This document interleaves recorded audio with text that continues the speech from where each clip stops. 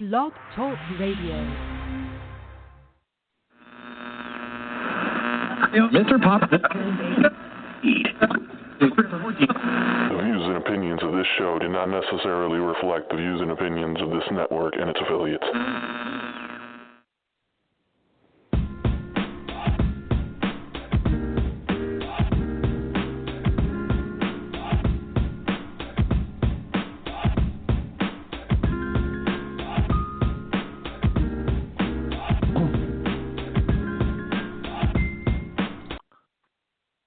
What's going on, everybody? This your boy Big T with Extreme Sports, but this is a Political Nation with my girl Tanya Staten and our special guest, Mr. Miller, and we have a very special guest, Miss Paula Dance, who is on right now. Am I right? Yes, I am. All right. How are you? I'm well. How are you? All right, Tanya, your show. Take over. Okay, thank you, Ms. Dance, for agreeing to come on our show. We're not going to take up too much of your time. We just want you to get on and talk about some of the things that you want to see happening, you know, as far as you being elected to become the next sheriff in Greenville, because we already claiming it. So, you know, just let the people know, just listen to you, what some of the things that you're going to be focusing on, you know, once you become the next sheriff. Okay. Let me give you a little background on my history first with the sheriff's office. I have 28 years of law enforcement experience. Most of that experience has been, or 26 years of that experience has been with a sheriff's office. 4 of those years was with the sheriff's office out of Martin County. That's where I'm originally from. And then the rest was here in Pitt County, as far as, you know, the sheriff's office. So during that time, I was a patrol deputy, and then after 3 years, I was promoted to a sergeant of the domestic violence unit. After then, in 1998, under another administration, I became a major crimes investigator. As a major crimes investigator, I investigated some of the most high-profile murder cases here in Pitt County, as well as a lot of child abuse cases that I investigated. Many of the people who are on our sex offender registry, I put there.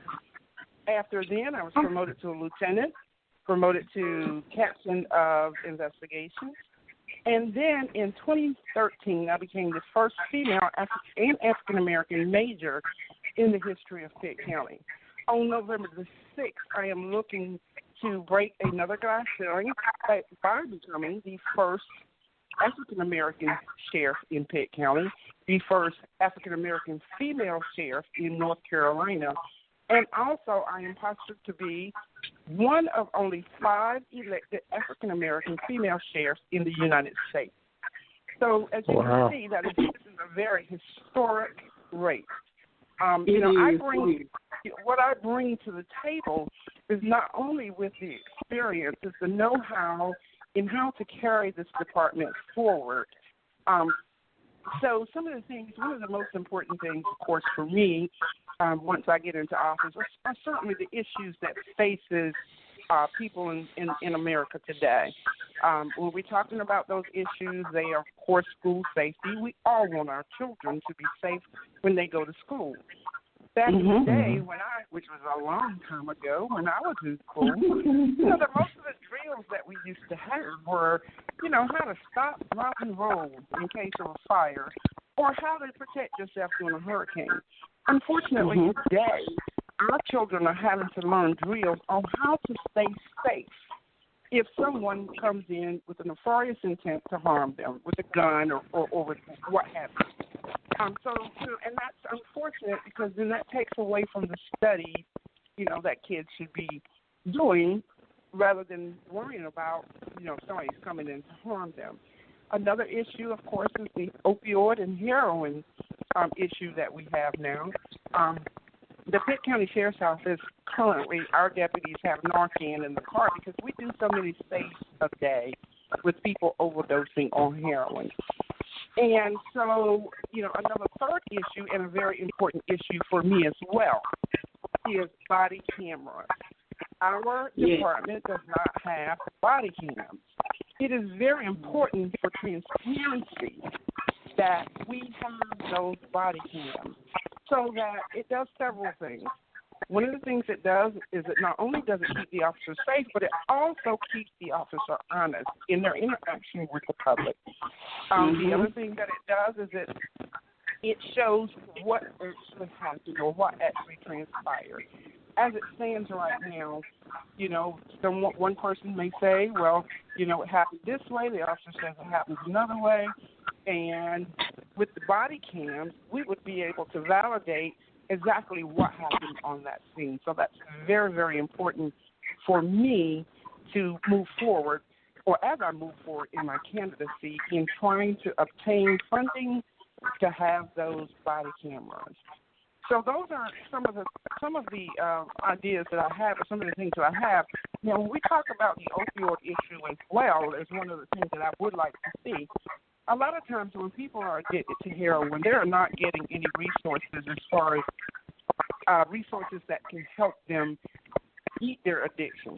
So when you look at our jail, when you look at a jail, any kind of jail, detention setting, most of those people are not there for a very long time. So, of course, it would not be practical that we could offer some resources that would carry them all the way through their time there, because someone may be there a week. We need to identify those people who are in there as a result of being addicted to some type of drug, be it heroin, crack, whatever. We need to identify those people and at least pull together a community that could assist them with resources once they get out of jail. That's one of the things that I would love to see happen. Secondarily, a lot of the times we have people that we're taking to jail who should not be there is because of the fact that their issue is more of a mental issue, a mental health issue. So when we lost the health department, or the mental health center here in Pitt County, that was a very valuable resource to us. To give you an example, if I went onto a scene and say a son assaults a mother, and I can identify that it was as a result of some mental health issue, there used to be a time that we could take them to the mental health department, and they would deal with getting them medicated, getting them the resources that they needed in order to get them back right. Now we don't have that. And so what happens is we end up, having to take them away, and then the only place that we can take them is jail. And jail is not the appropriate place for them. So I would certainly be advocating for some other resource that we can use. We do have a mobile crisis unit that it is my plan to use a whole lot more, because that mobile crisis unit can actually come to the scene, de-escalate the issues that are going on immediately, and then help this person with resources to get them back on track as far as their mental health services goes. So, there are a multitude of things that I would be having to, wanting to do. The most important thing is I am the only candidate who can hit the ground running on day one to do those things, because I don't have to first learn how to be a chair. I've done that for 28 years. I am a part of the administrative part of the sheriff's office. I've worked with the budget. I've worked with practical issues and how we can how we've been keeping our community safe. So those are things that I don't have to learn. I am the only candidate running who has that experience. We do not have 4 years to give a learning curve for someone to learn how to do those things.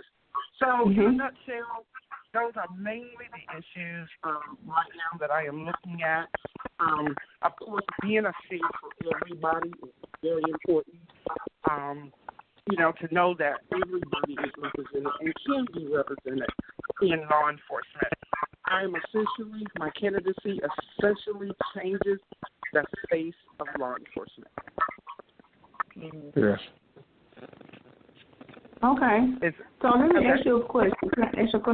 So with the body cameras, say for instance, when a person goes to court, will they be have the body cameras in court showing with the feedback, whatever, however they are used?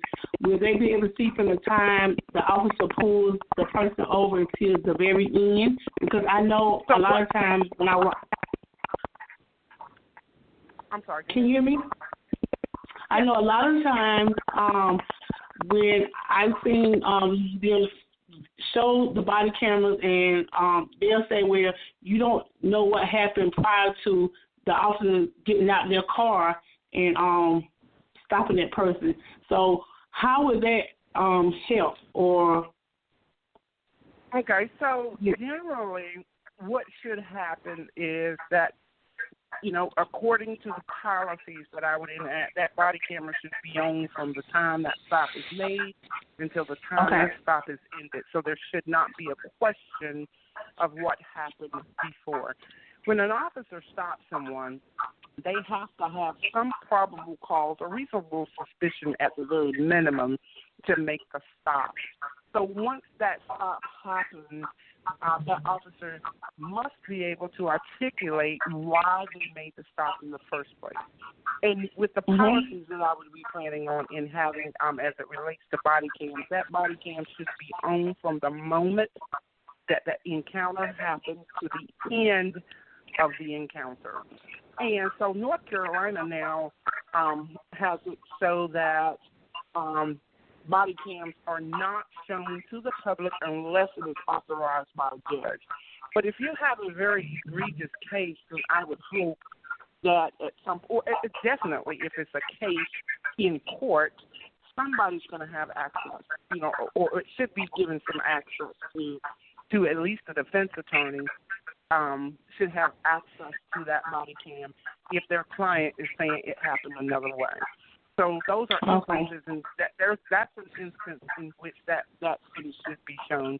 Unfortunately, now judges have to make the decision whether that body cam footage is shown to the public. But at some point, somebody somewhere sees that incident, sees how it occurs. It helps the administrative staff to identify any issues that an officer has. And so there are many, many more advantages to having body cams versus having nothing at all. Okay. Because I know a lot of times when from what I've seen, they'll say, well, you don't know what happened prior to the officer stopping that person, and it may be right, but what we see is what we see. You know what I'm saying? What we see is what we see. So we can't deflect from what happened before because we don't know that officer had contact with that person before they start chasing them. So I'm just trying to figure out how would it work. Would it work? Would the camera work? So there's always going to be an issue with me. Like, okay, they always saying, well, you don't know what happened before, but because the camera is showing when you stop them, I think that should be when, the incident occurred. You know what I'm saying? Right, absolutely. And so that's why I'm saying once we get body cams, then I will enact a policy that covers or that would govern when that body cam comes on. As far as I'm concerned at this point right here, at any time there is an encounter with anyone, say if an officer is stopping someone, that body cam should come on at the moment that car is stopped. And it should not end until they have separated from that encounter, that particular encounter. So that should give you the full story from beginning to end. That would be some of the policies that would go along with using body cams. Okay. Okay, my question for you, Mrs. Nance, is being the fact that you've been in law enforcement for 28 years, what are your main objectives or priorities once you are in office as deputy sheriff? Okay, so again, I kind of went over those probably a little bit too far ahead when I was giving my history, but my main objectives, again, would be tackling the school safety issues, ensuring that our children are safe in school, And what that basically entails is, so to understand how that works with school resource officers, school resource officers are, the positions are created and made through the Pitt County Board of Education. They determine how many officers, or if officers are in school. Those officers are covered under the budget of the Pitt County Board of Education. So what my responsibility would be is if the school board says we want 10 officers to cover every school that's in the county, what I would then do is provide the bodies, the deputies that will go into those schools. Those deputies would then be trained on, the day-to-day operations of being in the school system and what their function is in the school. So a deputy that's in the school has the same full authority that a deputy on the road does. I mean, they are deputies. They're just assigned to the schools. And they still would carry out their duties only within the confines of the school while they are there. And so that's one of the things that I would do to help secure our schools. Some of the suggestions that I've also had is metal detectors. Having metal detectors at main entrances where students will come through, or even outside visitors would come through. Is to have, and maybe a 2-point system where they come through the first door and still have to then engage people at the office before they are allowed through a secondary door. So those are some of the things as far as school safety goes that I certainly would enact. I am not, and hear me clearly, I am against teachers being armed in schools. I think that we open ourselves up for even more having to just, I don't want to end up in a situation where a teacher feels that they're justified to use deadly force. Yeah, exactly. So I certainly am against that, that happening, and would be as staunch advocate for that not happening. That just, I think that creates more problems. Secondarily, again, going back to what I talked about with the heroin addiction and the drug addiction, is trying to find ways to offer resources to those who enter our system solely because they committed low-level crimes, such as maybe larceny, shoplifting, low-level crimes such as that got them, because they were trying to feed their habits. Offering resources to those people who when they leave our system, they can have someone else to reach out to. And then again, I'll go back to body cams. Those are the things, those are the issues that I can hit the ground running on from day one. And those are the three main issues. I'm not saying they're the only issues. I'm saying those are the three main issues that will be my task to start on day one. Awesome. Okay. Okay. Ms. Nance, I got a question for you. Listening to a lot of stuff about you and the adversity you had went through about people attacking you and things like that. I heard about somebody attacked one of your signs, and I think it was grifting or something like that. How have you overcome and just being, just strong enough to keep your head up and go through this campaign? Well, it has not been easy, but because it's never easy to have to have that adversity. Understand that, no other candidate has had to face this type of adversity. I'm very disappointed in the community, the part of the community that feels that they have to protect some heritage, I guess, but and not recognizing that this is about the safety of an entire community. So yeah, it's not been easy, but I also understand that those are tactics that are used to keep me unfocused on what the real issues are. And so I just, as Michelle Obama says, when they go low, I go high. I continue to move forward. I just move forward. I don't, it temporarily stops me for a second, and I'm right back on my game because I know I have to talk about what makes me the most qualified person to be in that office. That has been my main focal point, and that is what I've pushed from day one, and I'm still pushing it until November the 6th and even after. Why I'm qualified. Right. That's right. So, to answer your question, it's not been easy. It is very disheartening. It is somewhat hurtful. But, I've been on this earth for 54 years, and it's not like the first time I've seen it.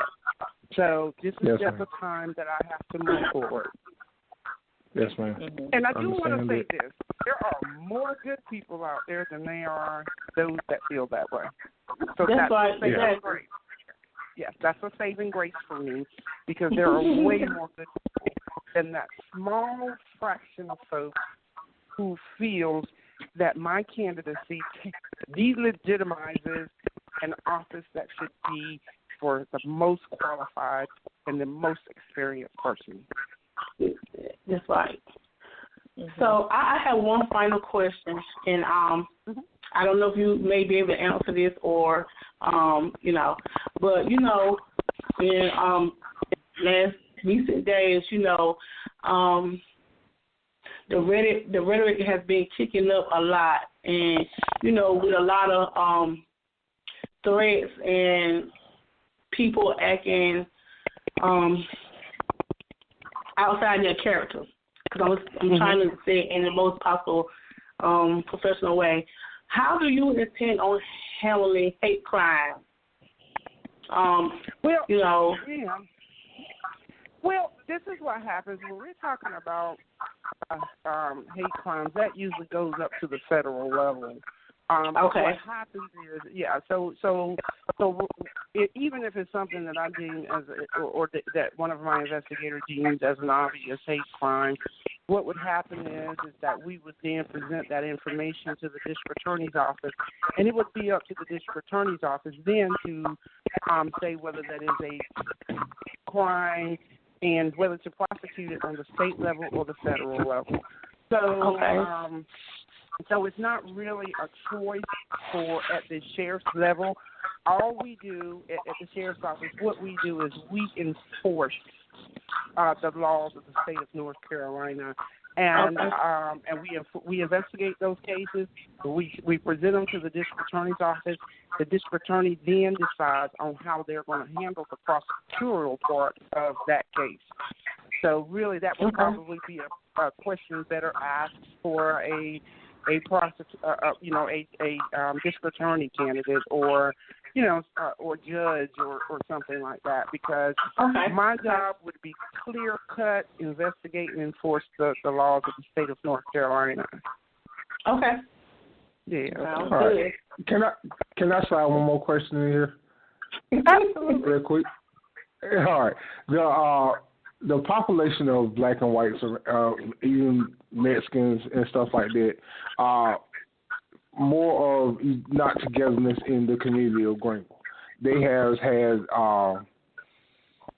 You feel like the black folks getting treated unfairly and things like that. How do we bring a community, especially together around here, especially in Greenville? Well, okay, good question. So let me say this.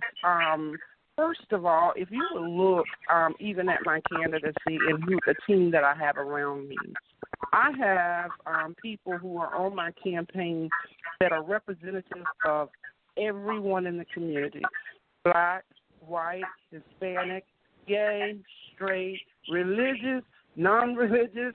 So because this is the community that I have to serve, and these are, so if you have to lead by example. And so if people would look at my candidacy and my campaign and who I have surrounding me that's representing me, I am representing every part of this community. And secondarily, the other things that I would like to see happen is this. I need to mirror the sheriff's department like the county is. So, for instance, there are maybe 30% African Americans here in Pitt County. Then our department needs to be represented equally in African Americans. There's, of course, more white Americans that are here in Pitt County, and our department has always represented that fraction of folks. But what we are underrepresented on is Hispanic or Latino officers, because they are a part of our community. So one of the things, some of the first things that I want to do is to make sure that we have Latino officers that are representative of the percentage of Latinos that we have in this county. I want to make sure that our African Americans are represented just as much as it is here, what our population shows in this county. So those are some of the ways, because sometimes when you deal with people of your own ethnicity, you understand better. You understand what I'm saying? So as Latinos come aboard or hired, I mean, I think that it gives some type of solace to our Latino community. So those are ways in which, we have to start. We have to first start by representing each part of our community. Right. Good officers and, that kind of thing. So I certainly hope to be a unifier and not a divider. I know that doing this candidacy, there's been a lot of division with the rhetoric. But, through the whole thing, I'm continuously saying my mantra has been a sheriff for everybody. And so, I just keep continuing to push and trying to unify people. I do it through my campaign staff. I do it through the people I encounter. I have been in every sector of this community, be it black, white, Latino, it doesn't matter, because these are the people that I have to be a sheriff to. So, I lead by example. Okay. Yes, ma'am. So I really appreciate you for coming on the show and letting our viewers hear you, and let's give them your background and let them know what you hope to bring to the sheriff's department. We already claiming your victory, and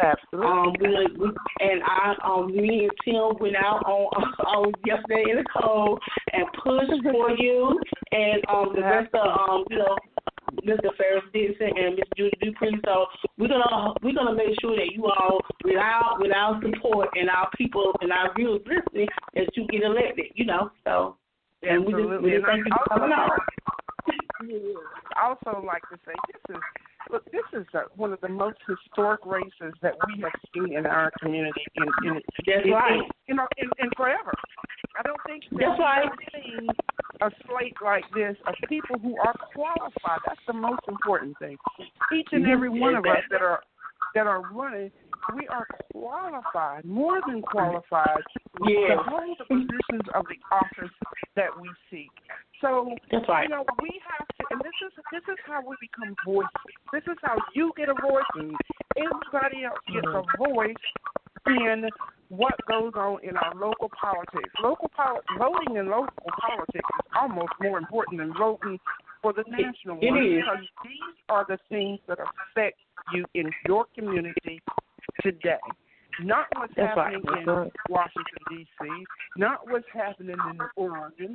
What's happening in Pitt County should be the most important thing that, for anyone who's voting in these local elections. And they're very important. And, we can't be the change that we want to see until we the change that other folks want to see as well. That's right. I encourage and I implore a people. Go exercise the right that people want their lives for them to have. That's right. Pay homage to them by going to exercise a simple right of choosing who you want to see in office, who you want or who you feel that makes a difference. So I certainly encourage everybody to get fired up and get ready to go, because you may not see this again for a long time. So just get fired up and ready to go. Let's do this. That's right. Yes, ma'am. Yeah. Okay. Y'all can We see thank I'm you, excited about it, so that's why I'm all animated here, telling people to get fired up and go. That's right. Yeah. All right. And we want to thank you again for coming on, and like I said, we claim your victory for Tuesday, and you have a good one. We're going to push. Thank you guys so much. Thank you for having me on. I really enjoyed it. Thank you so much. Okay, thank you. All right. Thank you. All right. Bye-bye. Bye-bye. All right, we keeping this going on, and we have Miss Dupree on right now also, I think. How you doing, Miss Dupree? Yes. I'm Hi, how doing are well. you? How are you? How I'm great. you doing, Miss Judy? Hi, Miss Tanya. So we would like to thank you for coming on this show today. We're not going to take up too much of your time. As you know, we are big supporters of education, and we just want our listeners and our viewers to know a little bit about you and some of the things you plan on doing, once you become once you get on the board of education, because we're already claiming it, and we're going to push for it. We pushed for you yesterday when we was out there in the cold, and we just want other people that didn't come out to hear from you firsthand. Thank you. I do appreciate you going out and advocating and pushing for me. We need all the support that we can get, and I'm so grateful for this opportunity, and thank you guys for inviting me to be a part of it. But basically, I'm a native born Pitt County resident. I'm a graduate of Farmville Central High School and East Carolina University, so I'm a native of Pitt County, born and raised, been here all of my life. And I'm driven to make a difference within our community in any way that I can. I've always had a passion and a heart for the plight of our youth and young people and our education system, and particularly our youth, at-risk youth. As a candidate for the Pitt County Board of Education District Number 2, I intend to use this wonderful opportunity to advocate for our youth to help identify and respond appropriately to and seek effective ways of ensuring that they receive the help that they need to successfully transition into adulthood, which will thereby help create and maintain a safer environment for our public school system. And as you know, that's one of the biggest buzzwords of school safety now regarding education. And I think that in order for us to be able to provide a more safe environment for our children at school, in our schools, we need to get back to the basics and just really understand why this violence and why we're having such a safety issue now. So these are some of the things that I intend to kind of, address and tackle in my seat on the board, should I win. Okay, so let me ask you this question.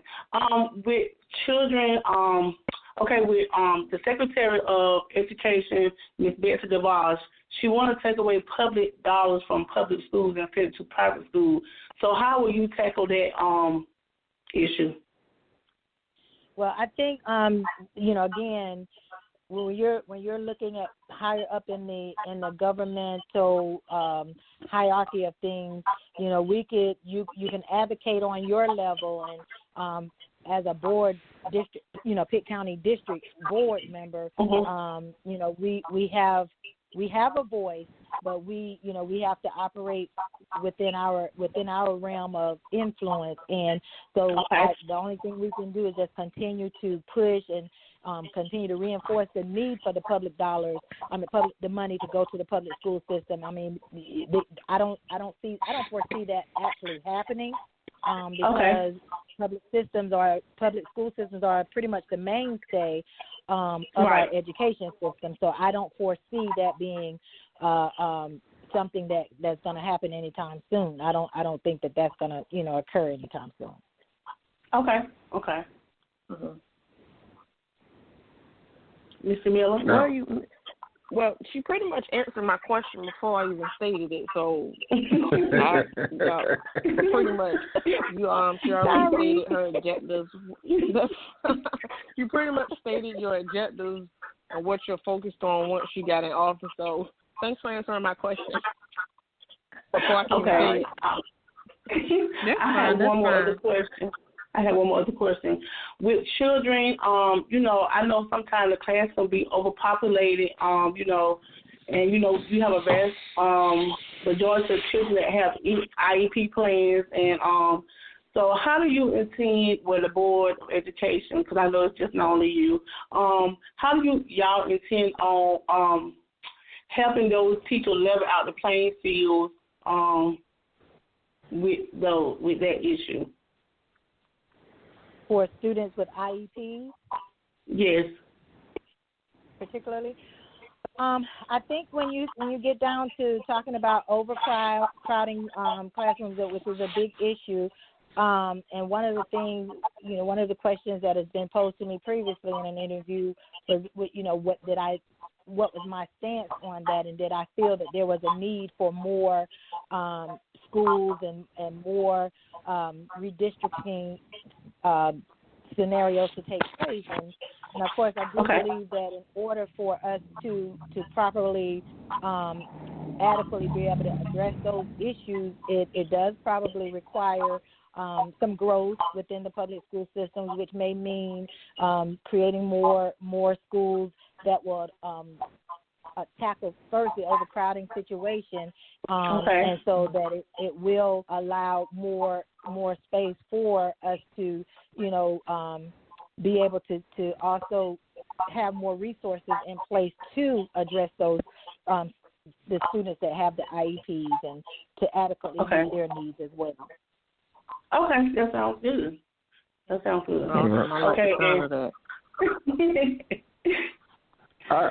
I got a question. My oldest son has autism, and over the years I've seen him. He's 19 now. He graduated 2 years ago. We saw him back to school to get further. Further education because he wasn't ready for the workforce. And then there's a lot of programs that we never heard about that helps them. That's not getting put out there. How do we put those programs out there to help these kids with autism and things like that to go into school? Because when they get to an age where they need to, go out in the workforce and stuff like that, we don't know where to go. Well, I think, again, one of the biggest issues within our education system, too, is trying to get parents and families involved and more active and proactive in their children's education.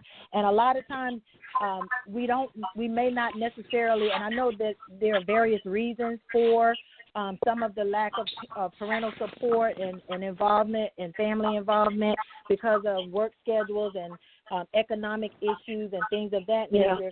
But I think that the key to it is we have definitely got to get ourselves out there as parents. I was a part of a group called Parents for Public Schools in Pitt County, and one of the things that group advocates for is making sure that the resources are out there, that they relay that information to those that are involved in those groups, and they go into the school systems.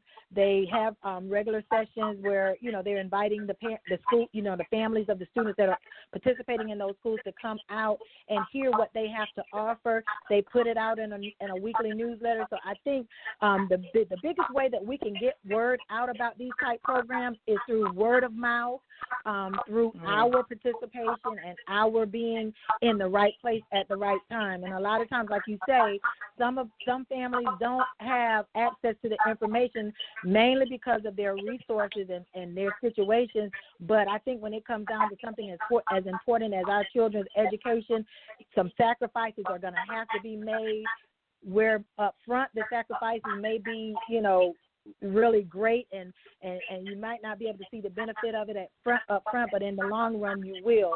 So I think that what we have to do is we just gotta advocate family involvement and parental involvement within our school system more. And as the parents and the families start to come out to these programs that the schools are offering, because I know my children's schools will always had parent nights or different functions going on at the school where they would invite you to come in, get on the PTA, do these things like that. And my daughter's school has a website where they put announcements and things of that nature. So I think a lot of the times, again, is word of mouth and getting more involved in your child's school. Okay. Good answer. Great answer. Another thing is that I feel like a whole lot of teachers pay around here. You don't have enough teachers around here. What can we do about changing it? Well, that was another issue. I met with one of the principals in my district, and we're talking about the teachers from the teacher's standpoint, and about the whole issue of tenure, whereas now they're only doing 1-year contracts as opposed to in the past when they did multi-year contracts. That's one of the reasons why you're probably not having a lot of tenure with our teachers and a lot of longevity with them. Because of that, and I think if we can get back and somehow or another kind of find a way to offset the fact that they're no longer offering those multi-year contracts, I think one of the things that he suggested to me was the supplement, and for more qualified teachers, getting that local supplement that will be an incentive for the teachers to hang in there and to come back. I think that will be the key to building stronger teacher pools and teacher rosters within our schools. Yeah. Okay. That sounds good. That sounds actually great. It really does. Because I noticed lately there are a lot of teacher turnover. So, and then you have a lot of young teachers out there. So I just think that it just factors in, when you have young teachers and they get a better offer somewhere else and they're willing to leave because they're getting paid more. So is there a way that like you said, with giving them incentive, that might help keep them here, and when the kids get used to the teachers, and not only those kids, but other kids that's going to be coming to their class, they get familiar with those teachers as well, even though they're not in their class, but they know eventually they will be in there. So, kids are familiar with teachers even though, they're not necessarily in their class. So I think that'll be a great help. Yeah, absolutely. Teacher rapport is a great thing to have within the school system. And that's one of the things that they need to know. And I know in some of my research I've noticed that they were saying that sometimes we have the school violence and the issues with the at-risk youth is that a lot of times they're feeling disconnected from the adults and the teachers within their school system. So there's got to be a way to reconnect those youth and make them feel that they matter. And this is this is one of the big things that I think will help to kind of offset and to tackle those issues as well. Yeah. I have another question about that also. Rate of the school rate of bullying going on right now. How can we make, as a parent, I guess, because we're not there with the kids going through things and stuff like that, and how can we trust the school system they're doing the right things, the necessary things? Because I feel like sometimes the kids are not getting listened to that when they tell a teacher something. I think that's where we have to step in as parents, and we've got to advocate for our kids. I know that there's not been a time that my children didn't come to me and they told me that they had an issue with someone at their school, whether it be the students or the staff or the teachers.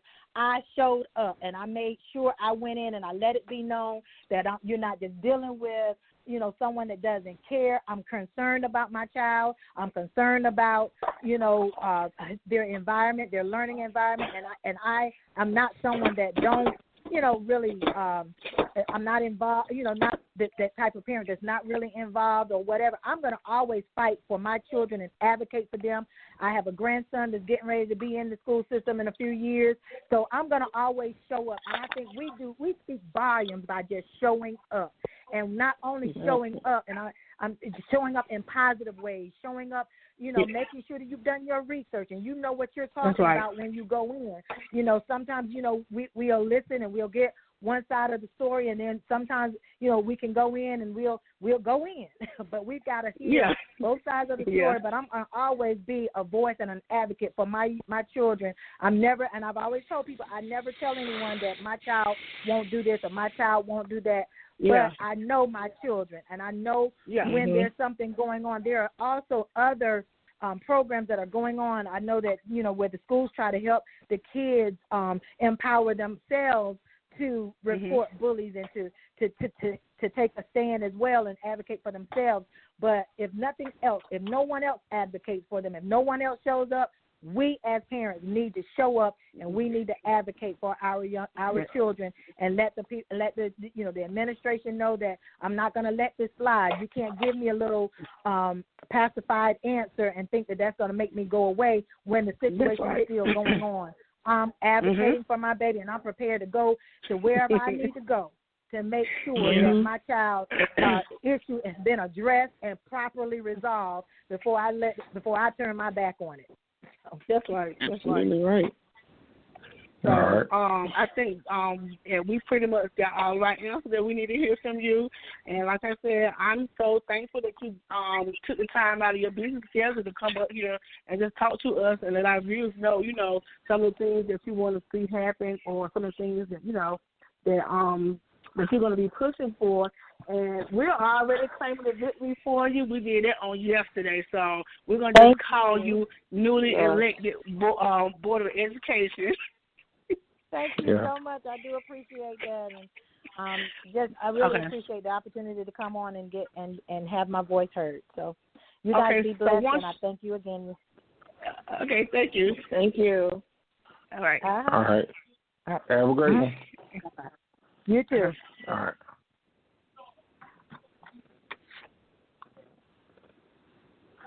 All right. There was Miss Judy Dupree. Tanya, I got a surprise for you. Oh yeah, for this. I got a friend up here that wants to say hey. Okay, go ahead. King C's. What's happening, man? Top of the evening to you. Oh, what's going on, baby? Yeah, I was sitting back listening to y'all. This is a great show y'all put on, man. And I just want to commend you on the great job that you're doing for Extreme Radio and for Political Nation. Thank you so much.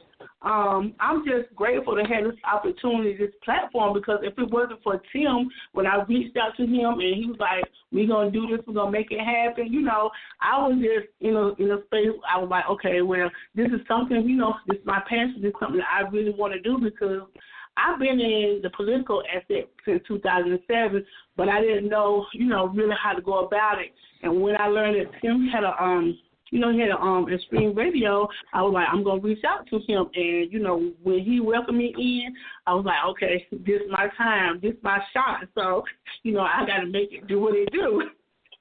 So, and I really appreciate you, Reggie, because when I need you to come on my show, you rise to the occasion. And I always tell people, I was like, you know what, Reggie is very in tune to politics, I didn't know that when you open up your mouth and you start speaking. I was like, okay, he knows so. So I got to go talk my game when I'm talking to him. But I really do appreciate y'all so much for, always having my back. And then when I'm going through, y'all always there to lift me up. So I'm just grateful for it. Yeah, no problem. And okay, my next question is, Reggie King T. Harris, have you registered to vote yet? Of course. Okay, the next question is, have you voted, or are you going to vote on November the 6th? I'm going to vote November the 6th. I was going to early vote. So but I did a whole lot. I had a lot of runs. My life is kind of hectic, you know what I'm saying? I don't really have a set schedule, so. Yeah. But I'm going to make sure I go out there on November 6th for sure. That's right. So, we done had two great candidates that you already heard from that you need to vote for. We're going to make sure we get them in office, because they're going to help support the agenda that's going to help the black community and the black family. Yeah. But we as a black family need to get out there and help ourselves a little bit too, though. That's right. Exactly, because we can't expect the leaders to do it all on their own. So we got to make sure we're supporting them. They only got a. I only feel like they only got a certain amount of things that they could do themselves. You know what I'm saying? Yeah. So, well, they can't meet us there. We got to just go ahead and take it the rest of the way. But like you said, we got some great political people that you spoke to today. Yeah. So, great thing. I tried to invite you on live yesterday, but okay, we got a next caller. No, I ain't got you. Go ahead, keep talking. I tried to invite you on live yesterday, Reggie. I ain't no telling where I was at, man. I probably didn't even and I told you that the other day. I said he's probably here right now. If you don't set me a schedule, man, because it might say I'm up here, but I don't really be up there like that. You know what I'm saying? So you really got to tell me what the situation is. I would send that for you, but I ain't know. Okay. Because I ain't know y'all was I didn't know y'all was out there speaking to the people to register the vote yesterday. So I would have tried to make my way out there too. Yes, we were, and I think we encourage at least one or two people. So out of one or two, there are many. So I felt like we did a good job yesterday.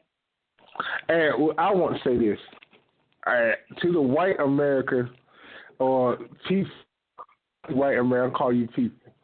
Don't just I'm feeling like this, and I'll be honest as I can about it. We was out there yesterday, and we can talk, and we've had two that's not our race, and they talk to us well. Men, well, y'all, that's why the disrespect come from where everybody talks. Because you turn your heads when somebody's trying to ask you a question or something like that. So tell you go ahead on. But this is not about a black and white or who it's about being equal throughout everything. And I know y'all some people don't get it, but that's what it's made. We have some people that turn their heads when we're trying to say something. Yeah. But that's cool. We understand. It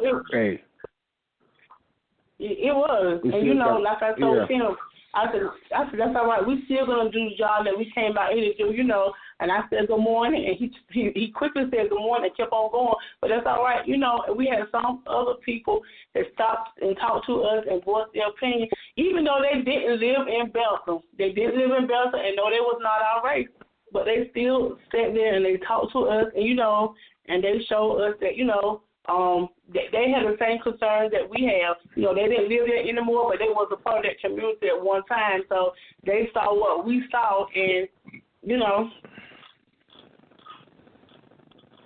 they understand the reason why we was out there. Yeah, Mr. Miller, you got anything to say? Yeah, it's actually only going to I enjoyed listening to both candidates, and I wish them the best because I already know that they're going to win. Okay. Yeah. Well, like I said, we are claiming the victory for Miss Dance and Miss Judy Dupree, and we claim the victory for Mr. Dixon. So because it's time for a change, America can't just stay one-sided always because. This country wasn't built on that. This country was built on freedom of press, the freedom of speech, the freedom of liberty and equal. This country is built on immigrants. And, and if you think about it, we're all immigrants. So, I mean, I don't know really how much immigrants we are because, you know, they brought us over here. So, yeah. I don't feel like there's no immigrants in America because this is stolen land anyway. I don't feel like there's no immigrants over here. So when they say the land of the free, it should be that. I mean, because everybody should be free to be, you know. Yeah. I can say this. I think me and Reggie, we went to Belmore Elementary when we were young. And I think at Belmore Elementary, we can go and play with everybody outside in the playground that was around, you know, Big Chris Bullock, people like that. Yeah. They had their issues, but we still can, you know, do things with them. We can't do that these days. You know, I remember, Tim. Go ahead, I remember a situation with Chris Bullock and a guy named Joey Dunn. Yeah. And they had came to school, man, with a flyer, a KKK flyer. Oh my God! And no. At the time, I didn't know what the KKK was. You know what I'm saying? So I don't think they really had complete knowledge of what it was either, because they were like, yo, showing me what it was. I said, what's that, man? They were like, yo, that's a gang or something they were talking about. I was like, man, I want to be in it too. You know, so I want to be down because they were my boys. You know what I'm saying? Like, I didn't see them as no just adversary or anything like that. So I'm like, man, I want to be in it too. And they looked at me kind of strange, and I'm like, they're like, man, I don't think you can be in it because somebody just put it in my mailbox. I'm like, why I can't be in it? You know what I'm saying? And then they was like kind of confused. I don't know. I'm gonna ask my dad and all this other nonsense. And then like the next day or so, they came back like, man, I can't stand them people. They racist. They don't like black people, and you can't join them. But this was way back in, you know how long that was. I ain't gonna tell my age, but that's a while. Yeah. Because Joey Dunn and Chris, just tell the story. Joey Dunn and Chris Bullock always been close to us, and stuff like that. So they didn't know. I know they didn't know. That's what I'm saying. The society and the politics is it's a major avenue in our society, but it is. It's a whole lot of powers behind that really dictate what the politics is about. And that, you know what I'm saying, it's just so much stuff that we don't know about, you know what I'm saying, that is having us blind to what's really going on and how we could change it. You know what I'm saying? Yeah. I know I've been studying history and the D. Edgar Hoovers and all those guys, and I studied all. I know what the government is capable of. Yeah. So. We just got to be on point, man. I don't think we'll ever be equal. Okay, Mr. Dixon will be calling in a minute. Yeah. Okay. I just got confirmation, so. Okay, cool. But like I said, you know, Tim, me, you spoke about this.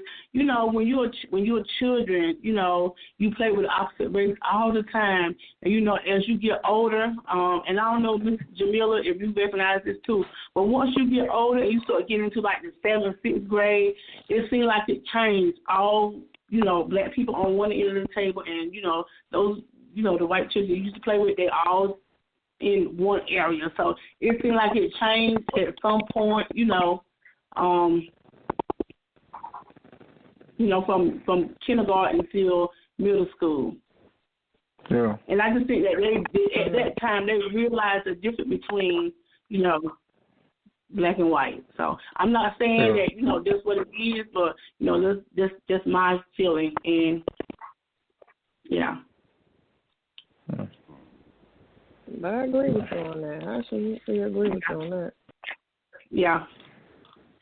So, but I'm just I've been excited and pumped up because, you know, I'm a big fan. I watch MSNBC when I can, and you know, I'm just so proud of all the people that really has gotten out the vote.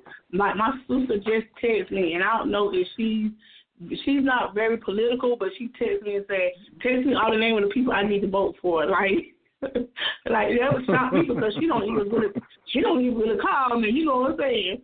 But, you know, she tells me, she's like, you know, when the people start talking, you'll be surprised the power of the people, you know. Just among your family, you know, when you don't think people listening to you, they are, you know, even though they don't really support it, but because that's what we support, they're going to come out and support it because, you know, they know it's important to us. So I'm happy about that. Yeah. I actually agree with you on that because, you know, you make a difference. Yeah. Yeah. We talked to a young man yesterday that he said he never ever had voted. And you had start talking a conversation about Bethel and things like that and how it used to look and now what it looks like now. And he said, you know, y'all right. I got to go vote. Yeah. Because things need to be better. And you know what made me happy when we had people coming in from Martin County, Halifax, coming into Bethel. Before they made that bypass, you know, these people used to come into Bethel because they had to come straight into Bethel. But because these people know, you know, they were a part of Bethel at some point in time, they still take the time out of their day to come in and put in money into that community, going to Dollar General or whatever, going to the store getting gas on their way out. So, you know, Bethel is still on the map. We just got to make sure that people realize, you know, that it's still worthy of, you know, people. It's historic. We got Mr. Dixon is on the line right now, and bring him in. How you doing, Mr. Dixon? How you doing? I'm doing well. All right. Okay. Thank you so much for coming on. I know that you are a very busy man, and I promise you we're only going to take a few minutes of your time. I just want you to come on, you know, and encourage our listeners, our viewers, just give them a little bit of background information about you and, you know, the position that you want to hold, you know. And right. Well, I've been an attorney for 26 years. Oh, wow. Okay. I was a prosecutor altogether for 14 in 2 different counties. Okay. And I'm presently running for the position of district attorney here in Pitt County. Okay. And that position is important because essentially, and most people don't look at it this way, every case that comes through the sheriff department in my county or the police departments gets vetted by the district attorney's office. We make a determination of what we want to do with it. So how those cases are handled and the manner in which they're handled would be determined by my policies. Okay. And I think that's very important. If you go back and look for the last 6 years under the present administration, which includes my opponent being involved with the administration, they unfortunately, as we've seen in the news, used criminal charges for political purposes. You know, just look in the news now. We just had allegations about the Democrats tapping into for voter fraud. And in my case, look back in 2014 when I ran for office, the woman whose job I'm running to take actually attempted to have me prosecuted, fired me and attempted to have me prosecuted for some charges in an investigation that lasted 9 months when I was running against her best friend and her trial partner. Wow. So here in Pitt County, unfortunately, our DA's office has basically used its power as like a little fiefdom or fiefdom, like a little king or queen. And if you're not in tune with the DA's office, you can look at, there's a chance that you might get charged, is basically the way it is. And I want to take politics out of the office. I want to run it based on policies and procedures that are uniform for everybody. Right. The key several ones that I want to do are, we have a drug court. Well, the legislature just cut the money for our drug court. And, you know, we're in an opioid crisis, right? Right. Well, you would think that the present administration would want to, would talk to the legislators and say, hey, we need that additional money. But, in fact, they didn't. And that funding was cut for that drug court. And so right now,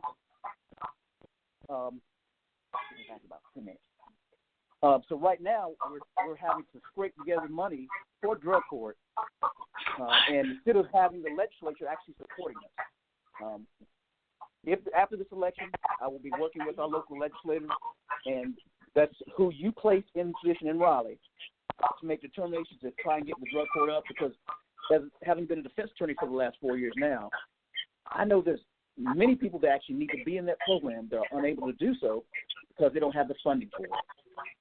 Right. And likewise, here in Pitt County, if you're aware of 10 or 15 years ago when the legislature sort of tore down the mental health court and mental health system, well, a lot of those people are now, you find, in our local jails. You know, where they got pushed out and they're not getting the treatment they need. I want to create a mental health court here in Pitt County to deal with those individuals, to redirect them out of the criminal justice system and back into the healthcare system. Okay. And then another policy is I want us to have experienced prosecutors handling our most serious cases. For some reason, this DA's office here has never really focused on rape cases involving women and children. It's always been a side. And in fact, earlier this year, I tried a case where the prosecutor had less than 6 months, had been out of law school, or had just passed the bar less than 6 months before trying a first-degree rape case. Wow. And that's just simply unacceptable. You know, if he had been a defense attorney, you can't even try a felony until after you've been practicing for 2 years, let alone a first-degree rape case. And so a good part of what I do is just good management of the office and of the resources so that everybody can feel comfortable with the decisions that are being made by the Pitt County DA's office. And, of course, the key one is transparency. You know, our office has a bad reputation statewide with essentially not being trustworthy. Right. Are you aware of about the St. Patrick's Day case that was about a year or two ago? I'm not. Okay. No. There was a case here where a young man and a bunch of other people got into the argument, and he was beaten basically to unconsciousness. There was videotape that actually belonged to a private entity. It wasn't the university. It started at the university and then went into the city. Oh, okay, yeah. Okay. Right.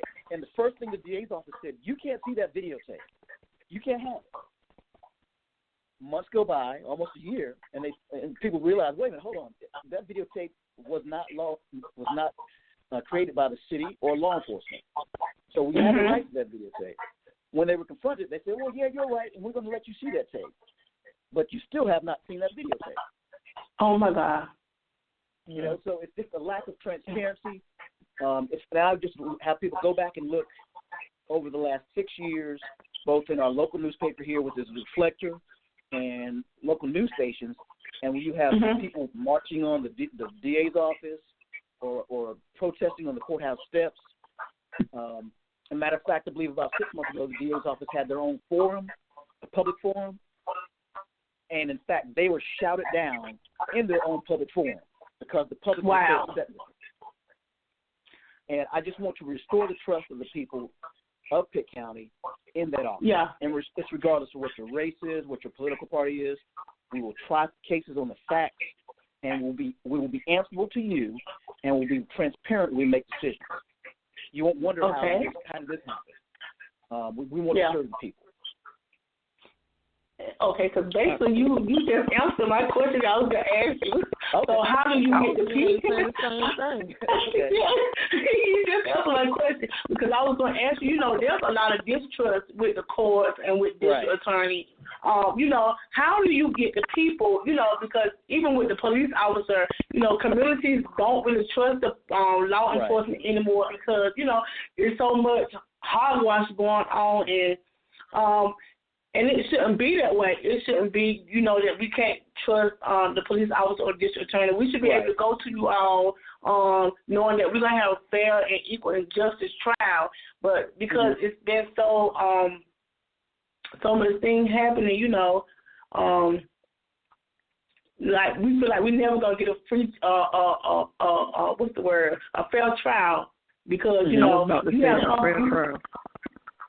well, you have. I understand completely because if you remember, like I said, you know, like I said, I don't tell people facts. I tell you facts, and I let you go back and look. Go back and look at what happened to me. Yeah, that's right. Yeah. You know, she did her best to Kimberly Robb did her best, along with Glenn Perry, who's the man that she's supporting now, running for DA. That office did their best to try and get me out of that race. And if they could, they would have had me charged as best they could.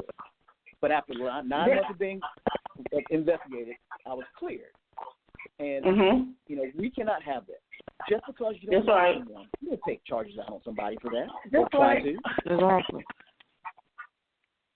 I mean, I feel like, when I saw that last news about you and the lady that shook your hand, I'm like, I just feel like people are so one-sided now, like they just feel like because, they've been in power and bold, I don't want to really go, say what I really want to say, but they've been in bold and power nowadays, and they think they could just take matters into their own hands, or because they don't like you and they don't want to see you succeed, even though you qualify for this position, they're willing to tarnish you, just because they don't want you to have that position. So I just feel like, we need to get people in office that can change. I know, and I'm going to say it like this, I know that you can't just go in there and just change things overnight, and change don't happen like that. But the thing about that is getting you in there so we can start to see some improvement, because things are really in a bad way now. Do I make sense?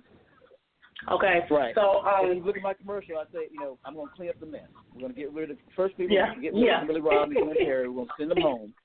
And then we're going to go back, and it's going to be a long process of getting the right people in place, moving some to other positions, and working, because, as I said, it's a mess, and you'll have to work through a whole lot of stuff to get until the point where, everybody in the community feels that this is their DA's office, and they feel comfortable with the decisions we're making. That's right. And I will be listening to anybody. I don't care who you are or where you are. You will be seeing me in the community, and I will be listening to what your concerns are. And I think I saw your I think over the past weekend, I think I saw your commercial like 30 times. I think this is a man that's gonna win. We advocated for you yesterday, and we pushing for you. We already claiming a victory for you. So just know that Extreme Radio stand behind you, and our family stand, and we're gonna vote for you November 6th. Yeah. And I just hope that I'm voting for you as well. Okay, go ahead. Now, I don't want to get y'all in trouble.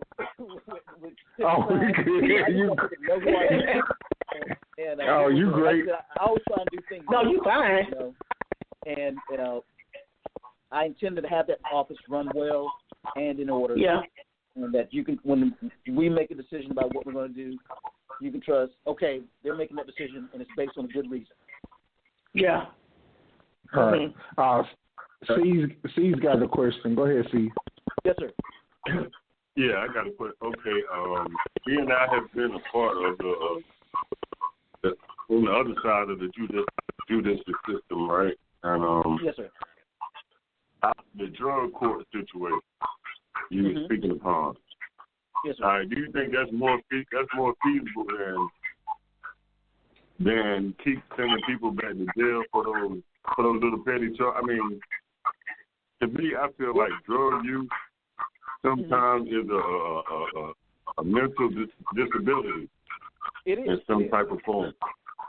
And I feel like we should be more into rehabbing that situation instead of sending more people. I mean, you probably spending more money sending them to prison, taking care of them, feeding them 3 times a day, feeding them, make sure they got all the necessities that they need in a prison system. When they should be in a rehab, they force more to go. I mean, you force them to go to a jail or a prison. So I feel like they should be forced to enter that rehab and fulfill that rehab, stint or whatever they're supposed to do, and oppose with the option of going to prison if they don't complete that.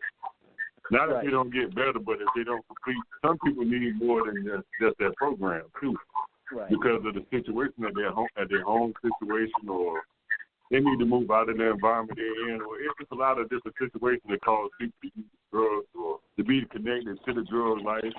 So I support the drug. I support the drug court because it gives them an option. You know what I'm saying?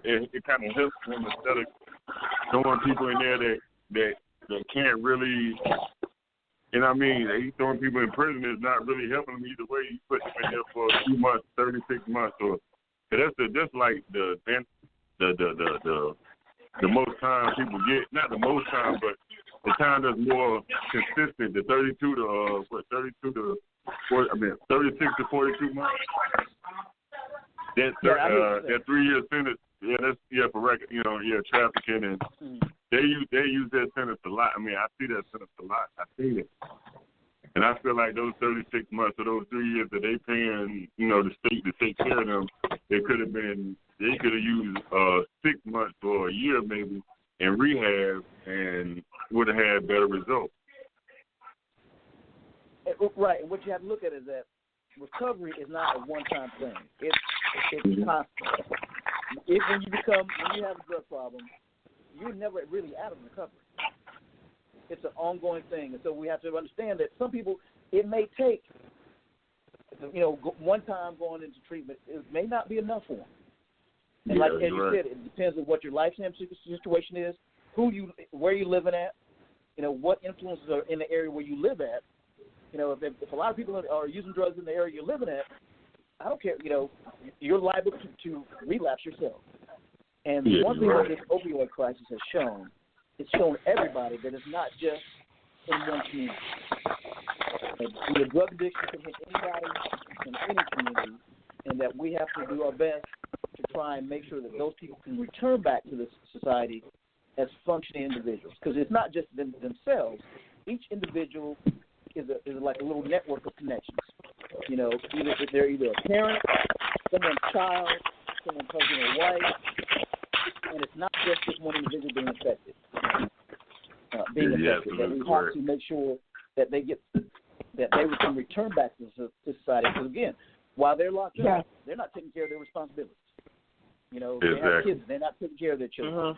If they're not working, and we have to get people back working as quickly as we can, and back in society as quickly as we can, so that they don't have a reason to go back and do. Because some people, will commit crimes because they have a drug problem. Yeah. Mm-hmm. So I've seen people commit crimes so they could go to jail. Yeah. Right. Desperation. I mean, out of just desperation of pure life. But I was thinking too about while they're in there, that's cool. But what about when they get out? It should be. I feel like there should be some outtake programs. Like maybe help them relocate out of their community. Maybe thinking about. I mean, Greenville's a big city. It's areas that is really unoccupied, and maybe they could put a rehabilitation center there. Not, an aftercare center. Well, I have some plans in my head, thinking about, but it'd be too much just to explain right here, right now. But there's just certain things that we could do to help those people that when they do get out, give them a job, a nice, decent responsibility, you know what I'm saying, and transfer from the jail to the outside, or from the rehabilitation center to the outside world. You know what I'm saying? I'm going to tell you about a program that is not my program, but it coordinates with what I'm trying to do. First of all, I want to say that the governor is bringing more money into treatment for people as they come out of the criminal justice system to try and help them get placement in jobs. But there's a program here called Real Men, Real Talk. And the whole purpose of that, we meet on 3rd Street, at 3rd Street School. In the Strive building, and the whole purpose is to help those people that are coming out of the system with jobs, even if they have families, to give them encouragement, to help redirect them to resources that they need to get new housing, and maybe move with some on the other side of town. And it's not just talking about people from the community coming in, and it's real men, real talk. So fellow men that want to help. Regardless of what your situation is. If you've had a criminal record, that's okay. You can come on and talk to us. We're all there. If you're a professional, you have a business, you're looking for employees, come on in and talk with us. Now what I would do is direct you to the gentleman. One of the gentlemen who's in charge would be, Pastor Coles, Rodney Coles. Go to Pastor Coles, but also if you go to the Daily Reflection and look up Real Men, Real Talk, they actually have a story about the program. We will be starting back. I think typically we meet each Monday at 6 or 6:30 at the Strive Building. But again, I would redirect you to Pastor Rodney Coles, because that's meant to bring in everybody from the community, regardless of what your station, to help those who are just getting out of the system to get reoriented and get a job, and if need be, move to another location where they're not in the same kind of situation. That's how excellent. I like that. Yes, I definitely agree with that. Yes, I agree. Yeah, I know some people that really need that program. Some to get that information kind of related to them. Mm-hmm. And in fact, there's a gentleman that comes from Pitt who, I'll give his name out, Mr. Ernest Lee, who has been getting people into training for construction jobs. And they don't. I don't work for Pitt Community College, but Mr. Lee will tell you they don't care if you got an ankle bracelet on because you're electronic monitoring. They don't care if you have a record.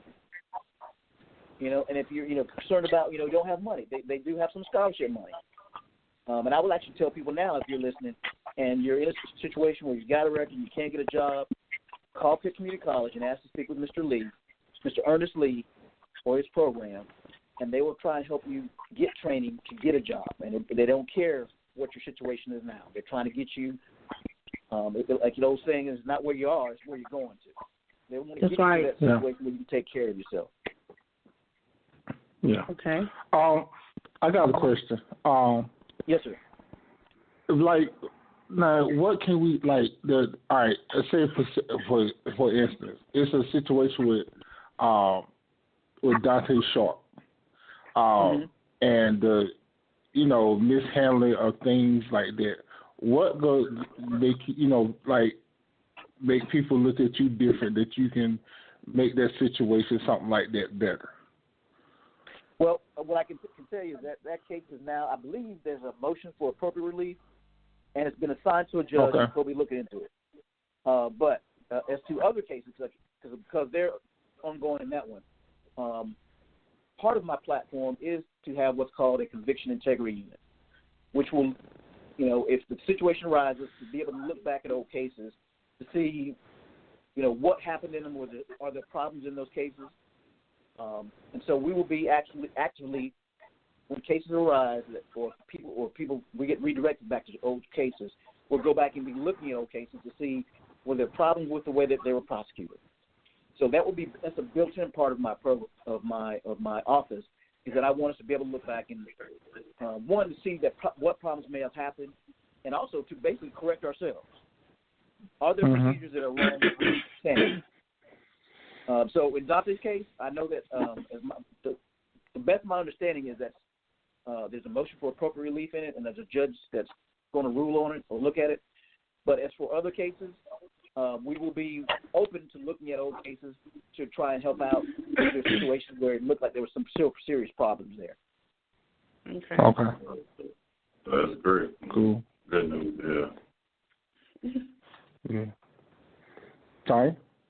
Mr. Miller, you got a question? And I'll tell you that the reason why I decided to do a conviction integrity is just because of the situation with me. I knew this office intentionally, tried to get me charged back in 2014. And as I've gone along since then, no matter where I've been in the community, people said, Farris, if they did that to you, who else have they done it to? That's right. That's right. Exactly, man. Thank you, Yeah, that's right. I have one other question. Yes, so, I was thinking on this right here. How do you intend to handle hate crime? Because, that's been on the rise now. And, like I said, a lot of people have been emboldened to just really be themselves and not hide behind the shadows anymore. So how do you intend to, once you become, attorney. What is it? District attorney. How do you address this? First thing is, I will follow the law. In North Carolina, we have in place laws involving hate crimes. Right. We will follow the law, and we will not try and punish people because of they may have different political views than me. That's right. But we must understand, we will follow the law, and we will prosecute those cases that do fall under the hate crime provisions to the full. Okay. Yeah, and just people need to understand that. Again, it's not about what your political party is or what your political passion is, but if you break the law, we will prosecute those just as we would, any other law. And we intend that when I do have that, I tend to have experienced prosecutors handling those so that they can be resolved expeditiously and in the proper fashion. Okay, yeah, because you don't want to have people, if they see one person do it, then they'll try to mimic that person because they feel like, this person got away with it, so, I could do it too, and, then, it become a trend. So, that's been one of my things that I've been thinking about, just because of how things has been, happening thus far, so, yeah. Like I said, but my thing is I want people to understand my office is not political. Not in the sense of how we try cases and how people are charged. Right. It's did you break the law, and if so, how we're gonna deal with it. That's right. Yeah. Exactly. With you on that one. Oh. Yeah. Is Jamil? Anybody else got a question? No, actually, I agree. I was agreeing with what he's saying. I was actually agreeing with what Tanya said because she was asking the same question I was getting ready to ask. So we had the same question in mind, so she beat me to the point. Okay. But at least he answered the question, and, I'm hoping for a victory for you, Mr. Dixon, I wish you all the best. Thank you. We got 13 more hours of voting from 6:30 to 6:30 on Tuesday. And if you haven't voted and you're registered, you need to come on out. All right, no problem. I think all of us problem. already registered, so we ready. We pumped up and I'm ready. What is it, fired up and ready to go? Fired up, ready to go. You will now be the new district attorney, if I'm saying it right. Yes. Yeah.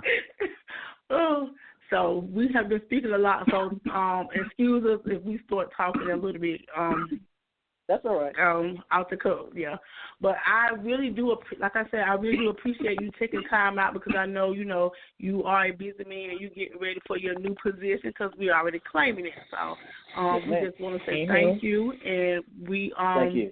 Hope, all the best of luck when you become the new district attorney. Thank you so much. Okay. Bye. Okay, you too, Mr. Dixon. All right, thank you, and let's enjoy your last year's country, and I look forward to seeing you on election night.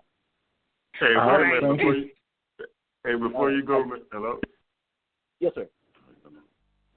Are you still here? I'm still here. Oh, okay then. Well, look, man, if I just happen to get in some trouble, man, I want you to work out your Lord. That's what we're trying to do, not to get in trouble. Right. We're going to try to keep him on the straight and narrow. Right. Yeah, I'm just messing with you. So, Mr. Dixon, once you win, we're going to hope you'll come back on our show and so we can congratulate you formally. Thank you. Thank you very much. Okay. All right. Have a good night. Same to you. Bye-bye, y'all. Okay. All right. Bye-bye. Bye-bye. All right, that was Mr. Dixon running for district attorney of Pitt County. Like I said, I hope he win and do his thing. So that's right. So we got 90 seconds. What's your opinion about tonight? Okay, first I want to apologize for y'all kept saying who was that. The last segment that was mine because I had to walk in there and tell my son to turn that mess down so I could hear all the way back in the bedroom. That was my son and they're playing the game. I'm like, okay, I can't hear even in my own room. So, and of course I'm trying to cook. I'm trying to cook and do an interview. So I'm a working mother, parent, single. Exactly, I understand. But I'm trying to I cook am too. so. I think I stopped cooking. Well, I got to go back in here because I think my biscuit might be burning. So I'm going to put y'all on mute for 1 second so y'all won't hear this noise. Man, we're going to end the show anyway. Yeah, the burning biscuits up. We're going to end the show anyway. We got like 30 seconds.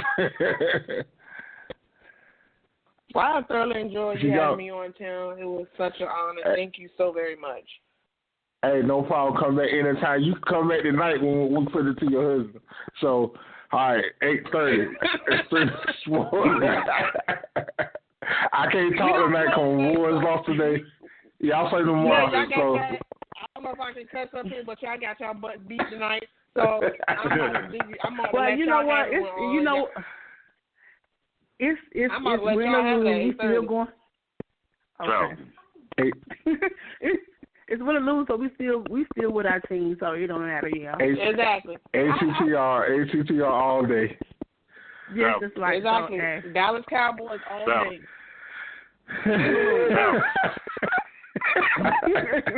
But I'm sorry y'all got y'all butt beat tonight, but I'm so glad because I'm just glad y'all got beat tonight. Oh so my God, that is the middle. That is that's not nice.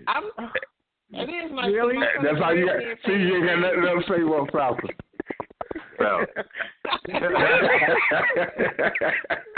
It's okay. It's okay. All right. You still cool with me, but I'm just sorry your team lost. See, okay, that's okay. That's all right. Cool. I'm good. I'm good over here. All right. I know. I'm sorry y'all lost, but we still cool. I'm about to check out, y'all, man. I got to get ready for the night show. I got stuff for still for the night, man. I'll see y'all later. All right, 8:30 Extreme Sports with your boy Vic T. King C's Wallace Matt LC. Thank you for a political nation. Appreciate Tanya. Appreciate Mr. Miller, and I will see y'all later. All right. Okay. All right. Good night, y'all. All right. You too. At Midwest IT Support Help Desk, we believe that technology should support and enhance your organization's success, not constrain it. With our wide range of best-in-class services, we provide customized solutions that fit your unique IT needs. We are committed to excelling at our job so you can focus on doing yours. Midwest IT Support Help Desk is always available, providing your organization with professional remote help desk support services you need. Midwest IT Support Help Desk will solve your technology issues day or night. Our IT staff ensures that your network and computers are up to date and ready for operation on a daily basis. Don't wait until problems occur. Let our organization solve them with our monitoring software, giving you the peace of mind you need. Let us do the worrying for you. Enabling your workforce with top-notch technologies isn't just important, but imperative for business success. This customizable solution allows your team to work seamlessly and collaboratively in a protected space. No matter what IT services you need, Midwest IT Support Help Desk will be there to support you every step of the way. Midwest IT Support Help Desk. We are committed to excelling at our job so you can focus on doing yours. Please visit www.midwestitsupport.com for more information or shoot us an email at helpdesk@midwestitsupport.com. Give us a call, 765-239-9668.